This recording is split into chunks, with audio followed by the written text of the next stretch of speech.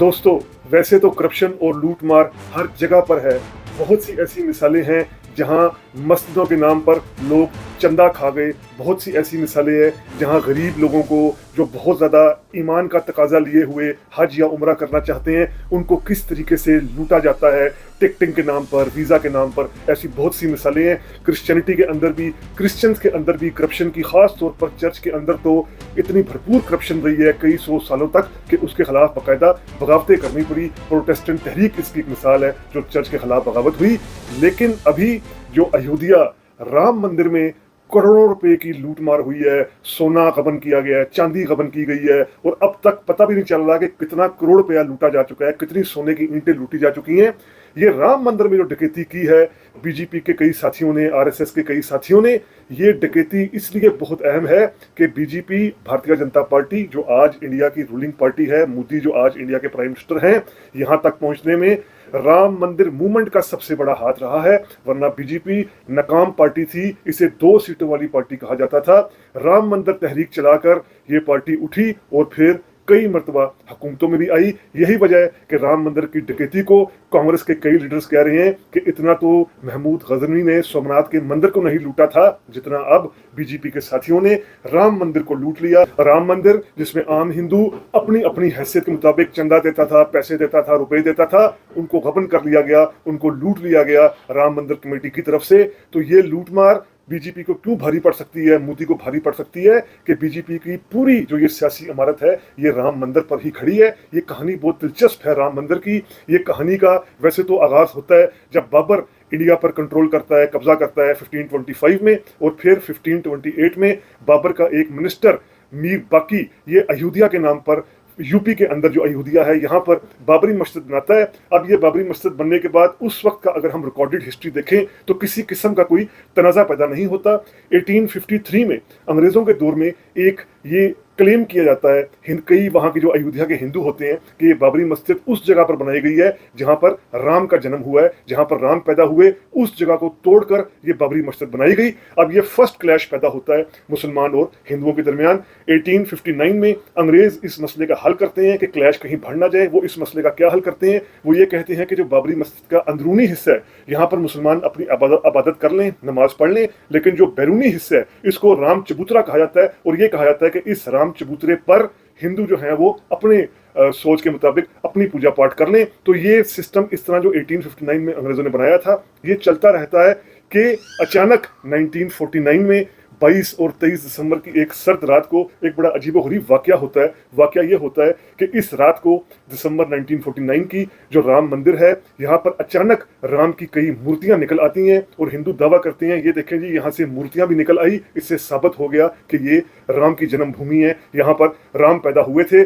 अब इस बात को उस वक्त के जो Indian prime minister Jawaharlal Nehru होते हैं वो बहुत सख्त नोटिस लेते हैं कि ये कैसा एक मजाक है कि रातों रात वहाँ मूर्तियां निकल आई, और वो यूपी के चीफ मिनिस्टर को, गोविंद भल्ला पंत को, बहुत ज़्यादा वार्न भी करते हैं कि ये किस तरह की हरकत हुई है अयोध्या में। खैर ये मामला इस तरह काफ़ी हद तक यानी कंट्रोल रहता है कांग्रेस के दौर में। 1984 में विश्व हिंदू परिषद, जो एक वीएचपी भी जिसे कहा जाता है, ऐसा ग्रुप जो हिंदू कल्चर, हिंदू हिस्ट्री के हवाले से अपने आप को एक रखवाला समझता है, यानी हिंदू कल्चर को फैलाना, हिंदू इंस्टीट्यूशंस को फैलाना, मंदिरों की हिफाजत करना, ये वीएचपी का जो है वो बुनियादी प्रोग्राम है, मैनिफेस्टो है। वीएचपी, विश्व हिंदू परिषद, 1984 में ये ऐलान करती है कि वो बाबरी मस्जिद गिराकर राम मंदिर बनाएगी। अब ये तहरीक किसी हद तक उस वक्त शुरू हो रही होती है, तो उस वक्त की कांग्रेस पार्टी भी किसी हद तक इस पर अपनी सॉफ्ट अप्रोच दिखाती है। यही वजह है कि 1989 में राजीव गांधी जब इलेक्शन मुहिम का आगाज करते हैं तो वो राम मंदिर जाकर ये कहते हैं, राम मंदिर के बाहर खड़े होकर ये कहते हैं कि वो राम राज लाएंगे इंडिया में। वो इजाजत नहीं देते, यानी ये नहीं कहते कि बाबरी मस्जिद गलत बनी है, लेकिन इस बात को वो यूज करते हैं कि राम राज बनेगा। और फिर दिलचस्प तौर पर इसी साल जो भारतीय जनता पार्टी है 1989 में, वो भी ये ऐलान कर देती है कि उसकी अब तहरीक चलेगी राम मंदिर बनाने के लिए, बाबरी मस्जिद गिराकर।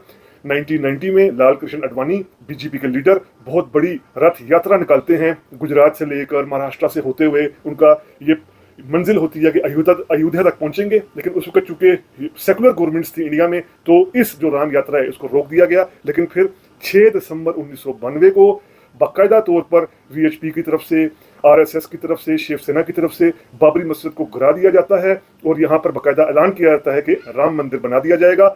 अब ये मामला अदालतों में चला जाता है, लेकिन बीजेपी को कैसे इस राम मंदिर मूवमेंट का सियासी फायदा हुआ, ये आप देखिए कि बीजेपी के पास 1984 में इलेक्शंस में सिर्फ 2 सीटें थी। 1989 में जब उसने राम मंदिर के इशू को जरा उठाया तो उसके पास 89 में 85 सीटें आई। 1991 में जब राम यात्रा निकल चुकी थी उसके बाद 120 सीटें, और 1996 में जब ये राम मंदिर का इशू बहुत ज़्यादा पक गया था तो बीजेपी के पास 161, और फिर आप देखिए 1998 में 182 सीटें लेकर बीजेपी हुकूमत बनाने में कामयाब हो गई, यानी अटल बिहारी वाजपेयी प्राइम मिनिस्टर बन गए।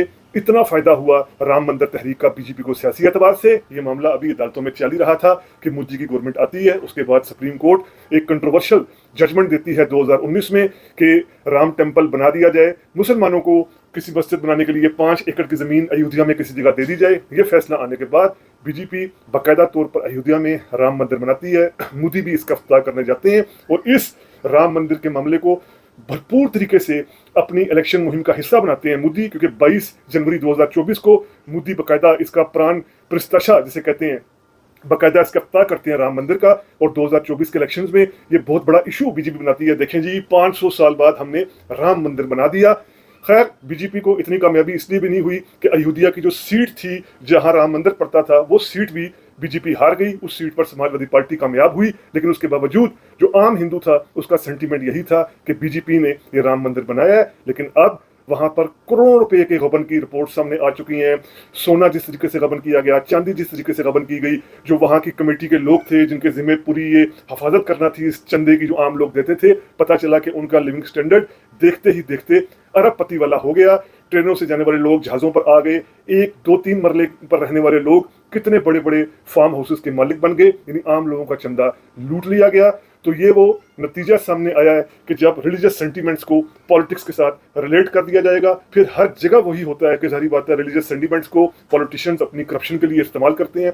वही हुआ ये राम मंदिर में। तो 500 साल से जो कोशिश की जा रही थी राम मंदिर बनाने की, बीजेपी ने जिस राम मंदिर इशू को भरपूर तरीके से उठाया था, यूज किया था, उसी राम मंदिर पर डकैती डल गई। और ये डकैती किसी मुसलमान, किसी क्रिश्चियन, किसी सिख ने नहीं डाली, बल्कि खुद हिंदुओं ने डाली, यानी आरएसएस के लोगों ने डाली।